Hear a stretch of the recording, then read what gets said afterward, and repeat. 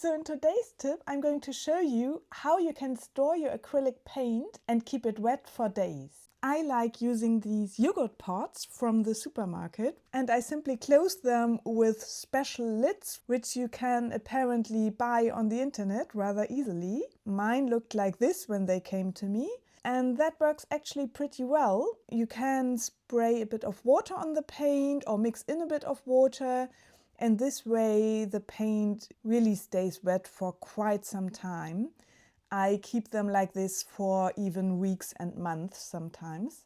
And I specifically like these round pots because they work pretty well for mixing paint and also for dipping in my rather big brushes, which I love so much.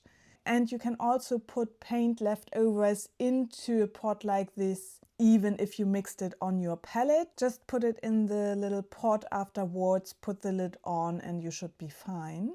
For a certain time at least. Yeah, and this is how it looks in real life when I use them in my studio. I like to put things into these boxes so that I can carry them around into the garden or to wherever I'm painting. As you can see, I have a lot of pots, and I also use sometimes these butter pots. They work very well as well. They come with a lid already, which is rather practical. And don't forget, if you put something in which is not just acrylic paint, here I mixed a primer for my canvases, which I prime myself, and then it's good to put a little label on so that you don't forget what's in there, because you will forget eventually. And if I take them somewhere in a bag or something, I usually put them into a little plastic bag like this.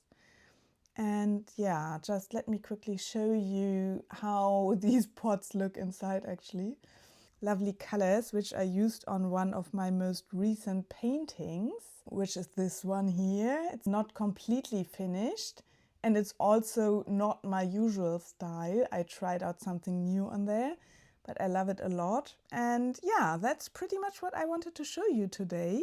So I hope this was helpful for you, and yeah, just check out this next quick tip if you want to have some more. Bye bye!